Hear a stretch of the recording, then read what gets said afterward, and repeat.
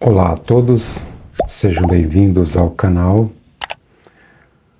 Após mais um tempinho, eu volto a gravar mais um vídeo do capítulo 43 da obra A Grande Síntese, do filósofo espiritualista Pietro Ubaldi, que nessa obra, A Grande Síntese, faz reflexões interessantes nesse diálogo com a ciência humana, mostrando a importância que o campo da espiritualidade também representa na busca do conhecimento das coisas do mundo da matéria e essa interligação com o mundo espiritual.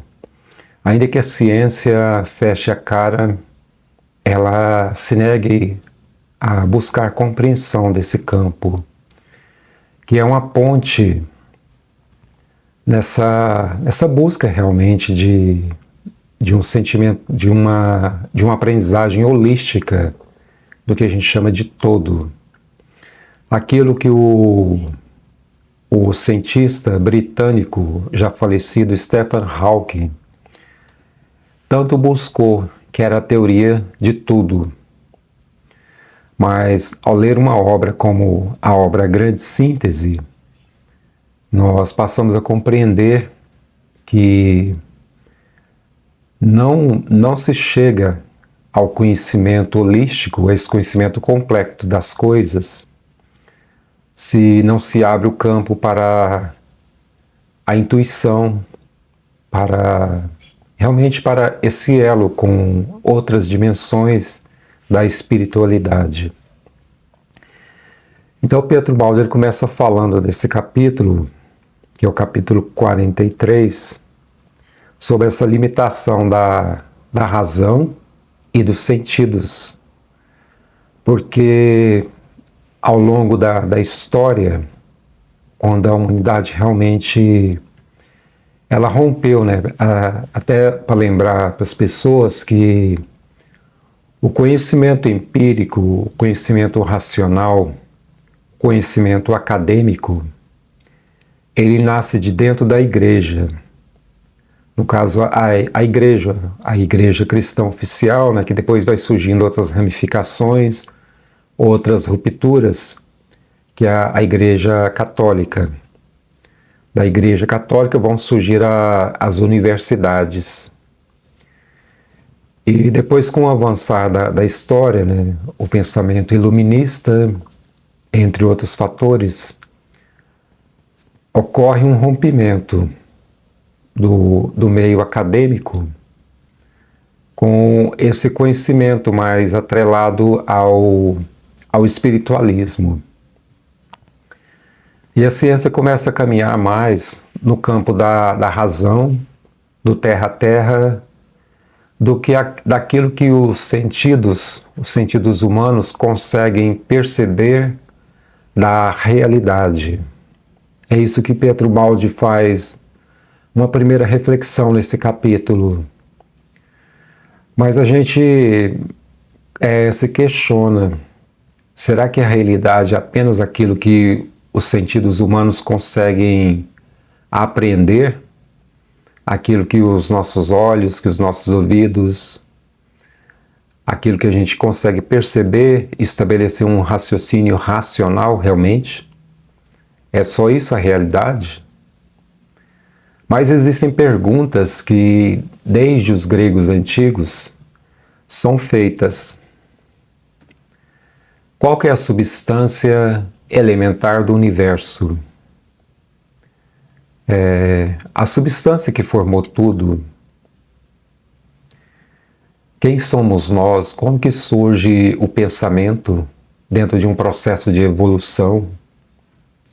Hoje, ainda que seja uma minoria, mas existe um campo da ciência que começa a questionar se toda manifestação do pensamento seria apenas um produto de reações químicas de neurônios, daquela composição que a gente vai chamar de cérebro.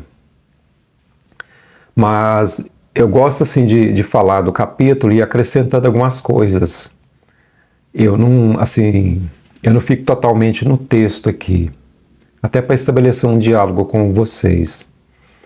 Por exemplo, as experiências de quase morte, chamadas de EQM, é uma coisa hoje que uma parte dos cientistas, eles se debruçaram a estudar, médicos, neurocientistas, a coletar relatos e mais relatos.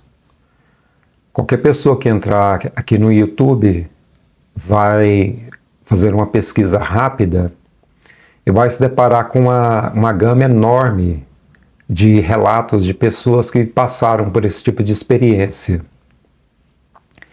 em que elas conseguem relatar, se elas estão ali na UTI, né, conseguem relatar os médicos, lembrando que elas estão num estado quase que de vegetativo, assim, quase que mortas realmente. E elas ouvem os médicos falando, elas estabelecem relatos que depois elas vão contar para esses médicos, para essas enfermeiras, e numa comprovação daquilo que realmente elas presenciaram num estado de inconsciência. Na verdade, é um estado de consciência, não de inconsciência, né? Então isso nos põe a pensar, nós somos apenas um cérebro físico? Ou o que alguns cientistas já começam a despertar, a estudar a consciência. A consciência no sentido de transcendência, e não apenas no sentido de morreu, se apagou. Até porque esses tipos de relato que eu falei aqui das EQMs, eles nos põem a pensar sobre isso. Eles põem os médicos, os cientistas a pensarem sobre isso. E se vocês pesquisarem também, já existem cientistas de ponta escrevendo sobre a consciência, nesse sentido de transcendência, não apenas no sentido biológico que se apaga com a morte. E essa obra aqui, a Grande Síntese, ela fala muito sobre isso, né, sobre o processo de evolução da consciência. Igual eu falei para vocês de alguns capítulos passados aí, quem não assistiu, eu convido a assistir. O Pietro Baldi mostra o surgimento do universo material, o aprisionamento da consciência no átomo e todo o processo de afloramento novamente da consciência dentro desse processo de história em que nós fomos passando por eras e eras até que a gente consegue criar um campo mais firme do que a gente chama de ciência e começa a acumular conhecimentos, passando de eras para eras. Então ele fala isso, que essa questão de nós apostarmos muito nos sentidos, apostarmos muito na razão e tentar buscar respostas, a gente se depara apenas com fragmentos e nunca chega a essa compreensão do todo, do que a gente chama de compreensão holística, do que essa obra chama, né, a grande síntese, ou seja, a resposta para tudo de uma forma unificada. É o que o Pietro Baldi traz aqui nesse capítulo, porque ele fala assim, não é de se estranhar que nesse momento, atual momento da sociedade humana, nós apostemos mais em respostas racionais, em respostas que satisfaçam os nossos sentidos físicos, e menos respostas transcendentais, e menos respostas intuitivas. Então ele fala que isso é um processo de estágio da consciência ainda aprisionada à matéria, mas que está vivendo um momento de transformação. Se a gente olhar para trás, desde a era lá dos primatas, dos nossos antepassados, até chegar à era da inteligência virtual, a gente vai compreender o quanto que essa consciência, o quanto que ela trabalhou, o quanto que ela começou a tomar realmente consciência da realidade, a transformar a realidade.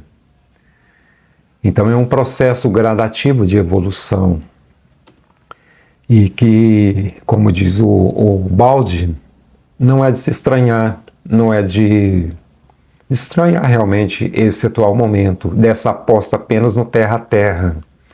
Mas ele fala que isso é apenas um momento de representação da história da humanidade, mas que o futuro trará experiências científicas com a consciência, com a transcendência, com as outras dimensões, para além das dimensões materiais, que hoje a ciência nega. Então é um processo gradativo, o mesmo processo que a gente teve lá na era das cavernas, caçando, e hoje a gente tem uma inteligência virtual. A gente tem a internet, a gente tem coisas que a gente jamais imaginava que poderia existir.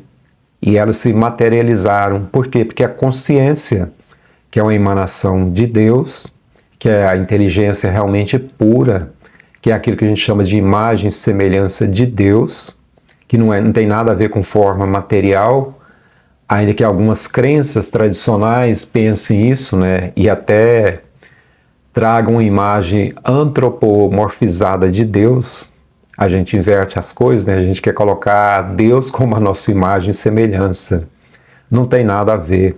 Isso aqui é apenas uma forma efêmera, transitória, com limitação de tempo. Porque a consciência, quando se aprisionou no átomo, ela se limitou. Ela tem um prazo, habitando um corpo material.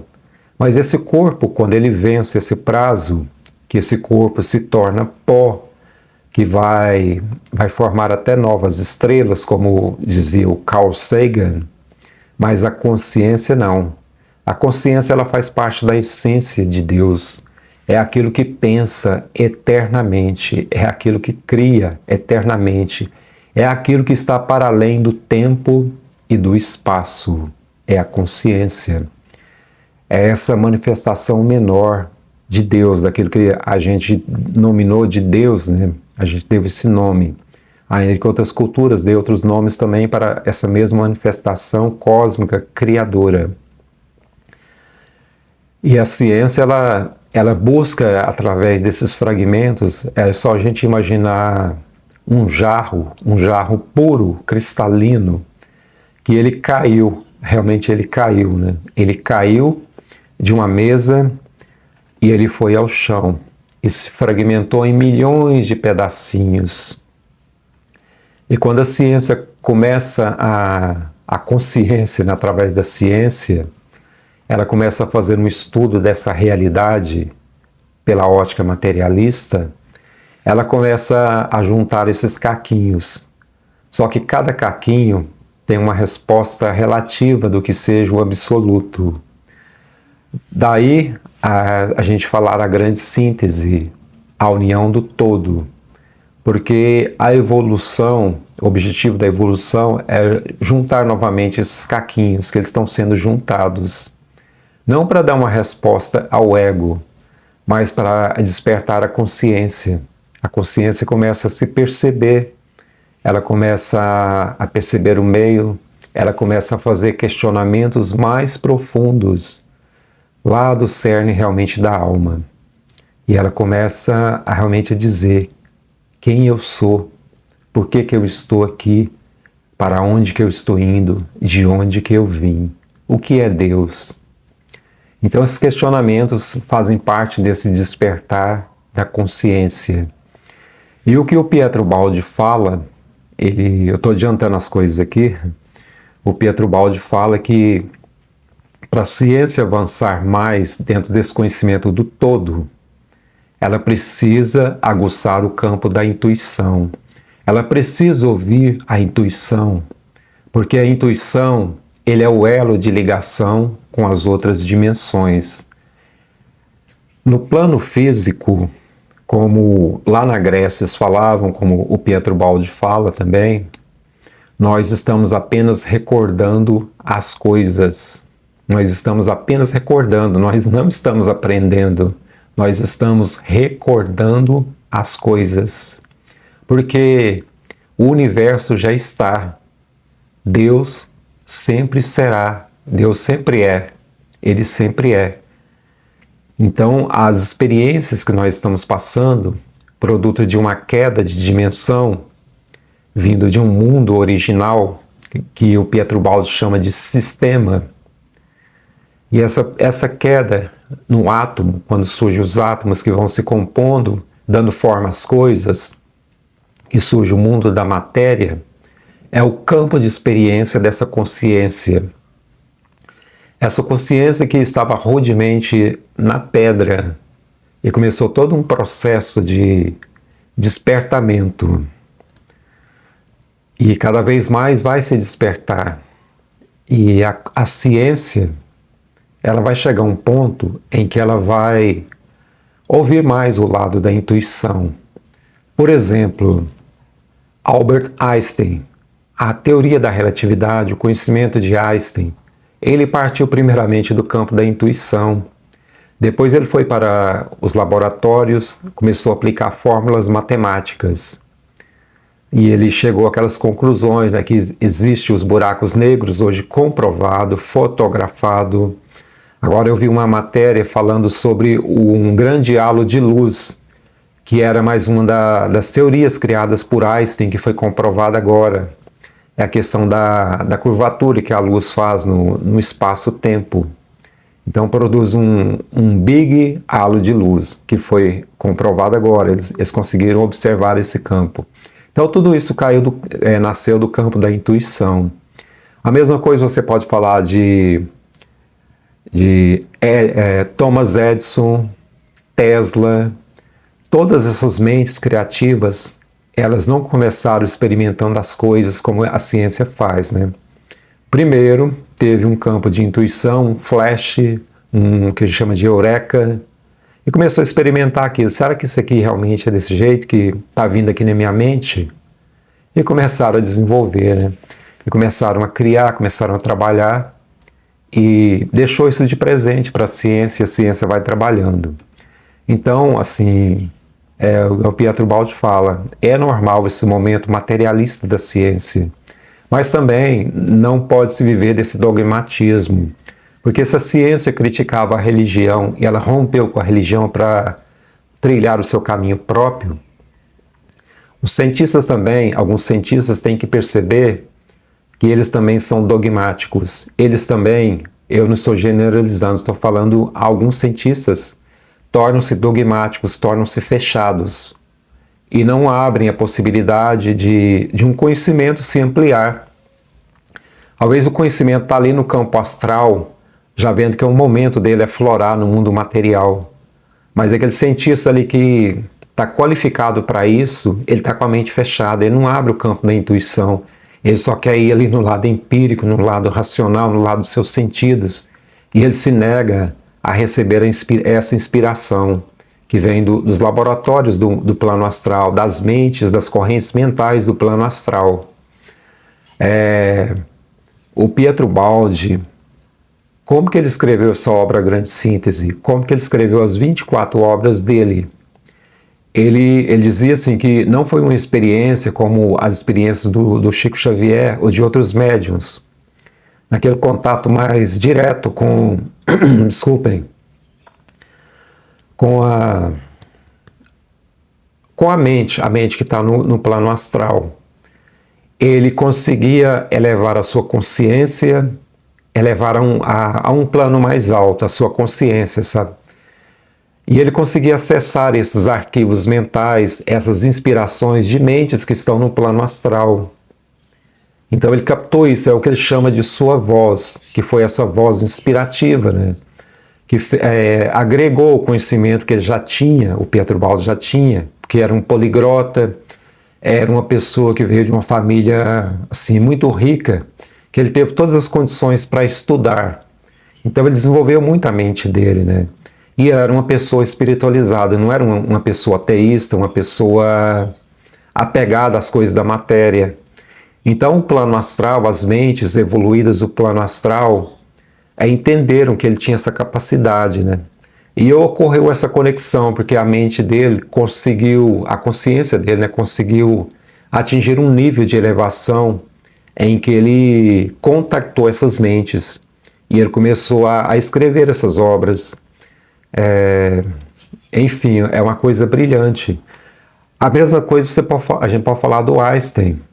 O Einstein, com certeza, a consciência dele elevou a um grau altíssimo, em que ele teve acesso a esse tipo de informação. Aí veio aquela inspiração, e atrelado ao conhecimento que ele tinha, o conhecimento materialista que ele tinha, ocorreu essa conexão. É isso que a ciência, às vezes, tem que dar esse salto também, para que a ciência consiga avançar mais ainda. E as respostas, para quem já compreende o campo da espiritualidade o mínimo possível, sabe que as respostas, elas não estão na matéria. Quando Pietro Baldi, de forma inspirativa, lá nessa obra Grande Síntese, num dos vídeos que eu gravei para trás, ele fala assim, que o universo é finito. Aí você fala assim, mas como que ele está falando que o universo é finito? Ele fala assim, a inspiração dele, a sua voz. Tudo aquilo que é mensurável, tudo aquilo que é medido, tem fim. Aí no campo da lógica, da razão, a gente fala, tá certo, tá certo. Isso aí tem muita lógica, tá falando. Porque tudo que aquilo que a gente mede, né, ele tem um limite, ele vai chegar a um fim. Mas ele fala assim, a mesma coisa que o Einstein falava, né? O universo, ele é finito, só que o universo é infinito. Por que que o universo é infinito? Porque quando existe um limite físico de espaço, começa outro espaço, não um espaço material, já é um espaço em outra dimensão. É como se fosse um outro cosmo começando, como se fossem cascas de cebola, uma camada, outra camada, outra camada. Mas cada camada é mais sutil, é menos material, compreendem? Então é por isso que a ciência, se ela buscar só na matéria, ela vai rodar a cabecinha, ela vai falar assim, gente, e o final do universo? E o final do universo? Mas não existe final, nesse sentido de nós estarmos dentro de uma esfera, que a gente pode chamar de cosmos, que a gente acredita que tudo é só isso aqui, que dá essa influência da matéria, né? A gente se apegar à matéria, ter medo da morte, todas essas coisas que são as coisas do mundo perecível, do mundo transitório.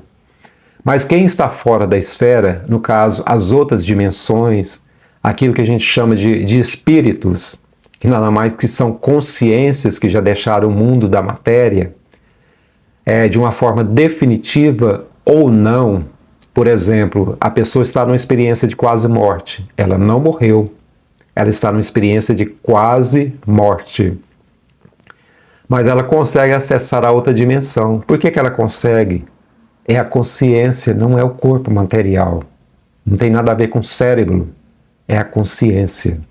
Então essas outras dimensões, dentro dos aparelhos físicos da ciência, não tem como detectar. Aí a ciência fala, isso é balela, isso é misticismo, isso é pseudociência. Mas dentro do campo intuitivo, os físicos começam a teorizar, eles começam a falar assim, existem universos paralelos, não se fala muito disso? Isso já é uma inspiração intuitiva, porque a gente começa a deduzir. A gente pensa assim, se o universo ele chega a um limite, o que existe além desse limite? Dentro do nosso campo da intuição, a gente vai entender, dentro do campo racional mesmo, a gente vai entender que tem continuidade. Tem continuidade. Ou alguma pessoa vai imaginar que tem uma parede. Se existe uma parede, existe algo para além dessa parede. Compreendem? É outra dimensão. A mesma coisa se a gente pegar o começo do universo, o Big Bang. Imagina a parede também está lá. O que existe além dessa parede? Existe outra dimensão. Não é difícil a própria ciência entender esse tipo de raciocínio que eu estou trazendo aqui.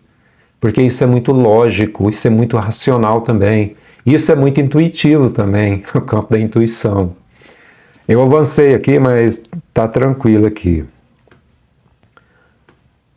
É igual o Carl Sagan, eu gosto muito do pensamento do Carl Sagan. Eu cresci assistindo vídeos do Carl Sagan. É um cientista que eu admiro muito, até porque ele era um cientista humanista. Ele tinha uma preocupação com as questões da fabricação das bombas nucleares, o destino da humanidade, as questões ambientais. Carl Sagan olhava para Marte e olhava para a Terra e fazia uma comparação. Ele falava assim, o que levou a Marte a se tornar um planeta árido? Ele começou a olhar essa questão do aquecimento, do aquecimento realmente, do aquecimento do planeta. Ele começou a fazer comparações com a Terra. Então era uma pessoa que tinha um nível de consciência elevado, era um ateu. Mas qual o problema das pessoas, de algumas pessoas serem ateus, se elas têm um sentimento de humanidade? Umas coisas que as pessoas têm que compreender, que Deus, Ele é o todo. Nós estamos mergulhados no todo. Não importa se a pessoa não acredite em uma mente que criou tudo, isso não importa. Nós somos peixinhos dentro desse oceano, isso é irrelevante. O importante é a pessoa ser uma pessoa do bem, ser uma pessoa que preocupa com a humanidade. Se for um cientista, tentar criar coisas que ajudem a humanidade no sentido do bem. Isso para Deus é irrelevante se a pessoa acredita nele ou não. Isso é irrelevante. Nós somos seres, manifestação de Deus. Somos deuses em miniatura. Somos seres criativos como Deus. Somos a manifestação da imagem e semelhança de Deus. Não antropologicamente falando, mas consciência. E o Carl Sagan, ele escreveu uma obra, acho que é O Mundo Atormentado pelos Demônios. Desculpa que eu estou falando de cabeça. Eu li pouquíssima coisa desse livro, assim, só para ter uma noção. Assim, às vezes a pessoa lê aquele livro ali e ela começa a generalizar. Aquela coisa de classificar. Isso aqui é ciência, isso aqui é pseudociência, isso aqui é ciência, isso aqui é pseudociência. E entra nesse campo do dogmatismo e se fecha na questão da intuição. Por exemplo, a minha formação é espírita, ainda que eu não frequente mais templos, mas eu me considero espírita e tem toda essa influência do espiritualismo de Pietro Baldi.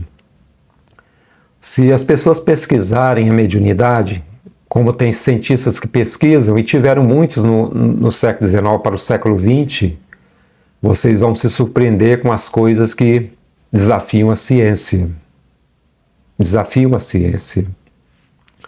Então as coisas não são simples assim da ciência, negar as coisas e bater um carimbo e falar pseudociência. Isso é nada mais do que dogmatismo científico de alguns cientistas, que às vezes vivem dentro de uma caixinha fechada dos seus laboratórios e não conseguem perceber o que está acontecendo lá fora. E isso é uma das críticas que o Pietro Baldi faz nesse capítulo aqui. Deixa eu ver alguma coisa aqui, porque eu adiantei muita coisa e decidi falar de cabeça mesmo. Os tópicos estão todos aqui que eu deixei no notebook. Eu quero falar um pouco aqui sobre o Nietzsche. Eu tenho raso conhecimento, ou praticamente nenhum conhecimento sobre a filosofia do Nietzsche. Eu já tentei ler algumas obras dele, mas eu não consegui. E eu procurei entender o pensamento do Nietzsche através dos seus eu vou ser irônico aqui, dos seguidores da sua igreja, sendo irônico realmente. O niilismo, essa crítica, né, em relação ao niilismo, essa influência que o niilismo teve na sociedade, é porque o Nietzsche, é claro que ele teve os seus acertos também, mas assim, o pensamento dele ele se fechou também dentro desse dogmatismo filosófico. Porque quem assistiu o vídeo anterior, que eu falei do pensamento do Pietro Baldi, ele fala assim, que a ciência, ela chegou a um momento de grande elevação do conhecimento. Grande momento de avanços tecnológicos. Só que é um momento perigoso, porque ao passo que a ciência avançou muito, ela conseguiu desenvolver armas de destruição da vida na Terra. Enfim, isso que nós sabemos, né? E com o advento da inteligência virtual, isso potencializou. Porque com a inteligência virtual, essas armas se tornaram muito mais destrutivas. Então, no capítulo anterior, o Pietro Baldi fala assim, que a filosofia de Jesus Cristo, ela não deve ser vista apenas como um ensinamento religioso, ou seja, aquilo que sirva apenas para as pessoas que seguem o cristianismo. Mas ela é uma filosofia de escolha da humanidade, nesse momento de um dilema da humanidade. Porque nós podemos dar um passo avançado para uma sociedade melhor em termos de avanços científicos, médicos, cirurgias por inteligências virtuais, uma sociedade que, num futuro, às vezes o ser humano não sinta tanta fadiga do trabalho braçal. Os robôs podem fazer isso. Eu não vou entrar aqui na questão do preço que se paga para chegar a esse momento, que seria a questão dos desempregos, de todas essas coisas que a gente já está ciente. Mas no futuro, olhando pelo lado positivo, realmente a gente pode ter uma sociedade em que a gente possa trabalhar mais a mente e usar menos o corpo. E se usar o corpo mais para a questão da prática física, de uma vida mais saudável, né? Em que a tecnologia ela assuma mais essa questão do trabalho e o ser humano tenha momentos mais para desenvolver a sua mente no campo da ciência, de novas invenções. Eu, particularmente, eu não acredito que a inteligência virtual ela vai despertar, porque justamente por isso que eu falo para vocês aqui, quem compreende o lado espiritual já entende. A consciência ela não é material. O que as inteligências virtuais fazem é apenas simular como que seria um processo mental de um ser humano, é apenas simular. Simular é muito diferente de pensar, muito diferente de pensar. O que pensa é a consciência, que é uma manifestação imaterial. Elas podem aperfeiçoar, podem simular de uma forma que às vezes você acredite que está conversando com um ser humano, através que seja uma máquina. Mas essa capacidade de criar, de inovar, ela é própria da consciência que se manifesta em uma mente. A garganta está começando a irritar aqui porque eu não tomei água. Então, esse momento é um momento perigoso. Aí o Baldi fala assim, os ensinamentos do Cristo, eles são muito mais do que ensinamentos religiosos. É uma filosofia de vida e de transformação da humanidade. Ou nós pegamos aquilo que o Cristo colocou no sentido de convivência, cooperação, pacifismo, um despertar para aquilo que lá na frente a gente pode entender que seja realmente amor, porque a gente não compreende isso ainda, visto que a gente faz as coisas muito mais pelo ego, pelo egoísmo, e assim com um toque de altruísmo, mas o sentimento transformador que Jesus trouxe, ele é a salvação para a humanidade, porque esse avanço da tecnologia faz com que nós podemos chegar a um momento agora de autodestruição. Justamente por isso que o Pietro Baldi fala, a ciência ela precisa se espiritualizar. A ciência precisa abrir esse campo da intuição.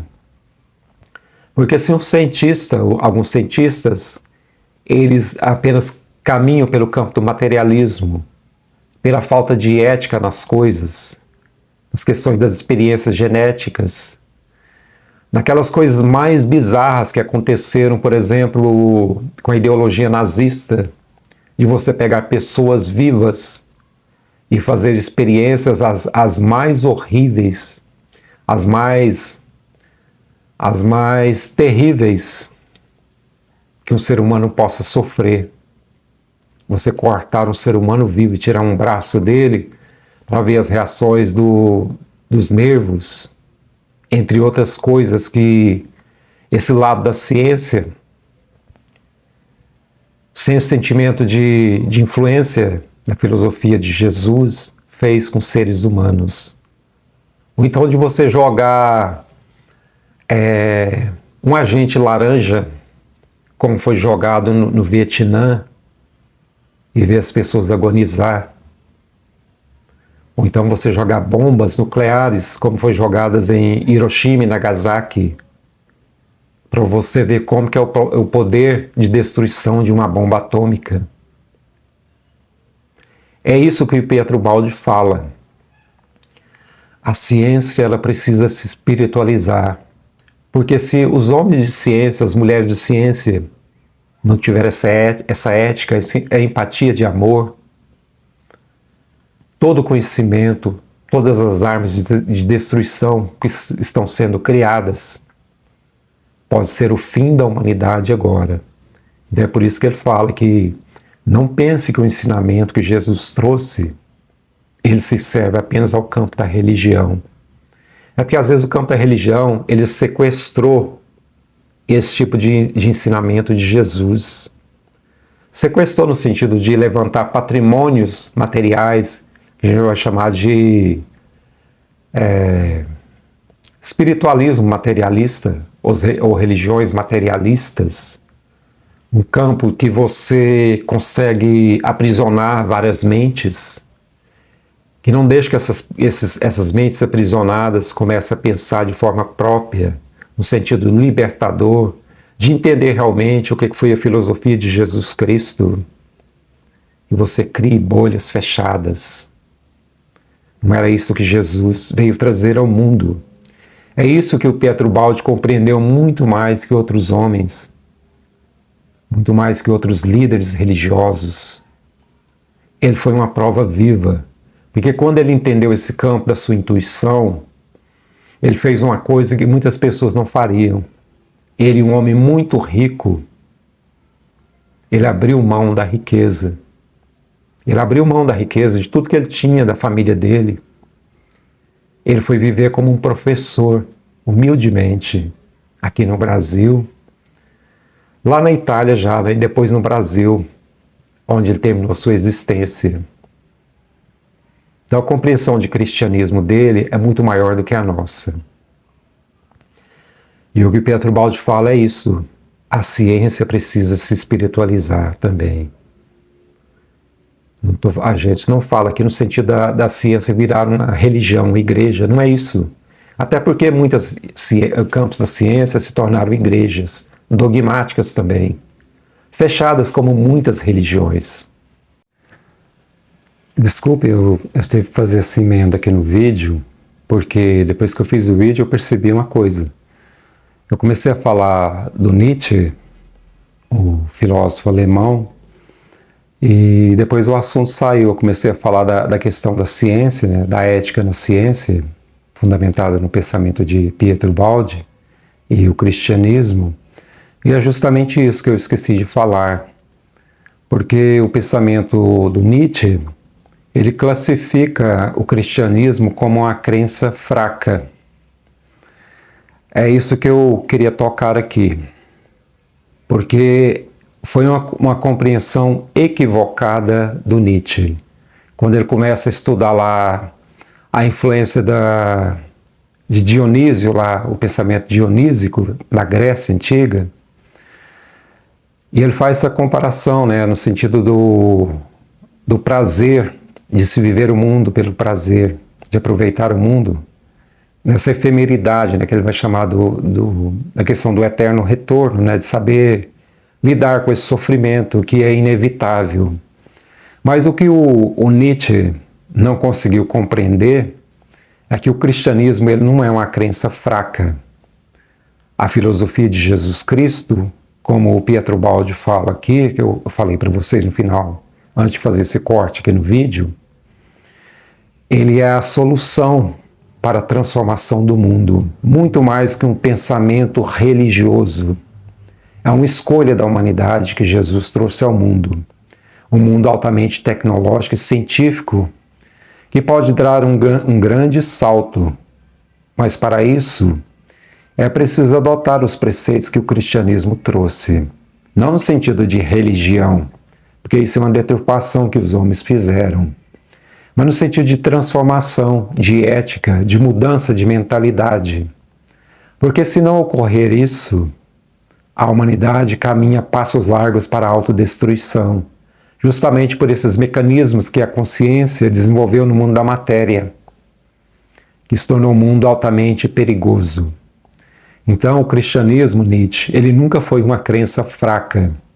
Nunca foi. A sua compreensão que foi fraca dessa realidade, no sentido do cristianismo ser uma força transformadora da humanidade. É isso.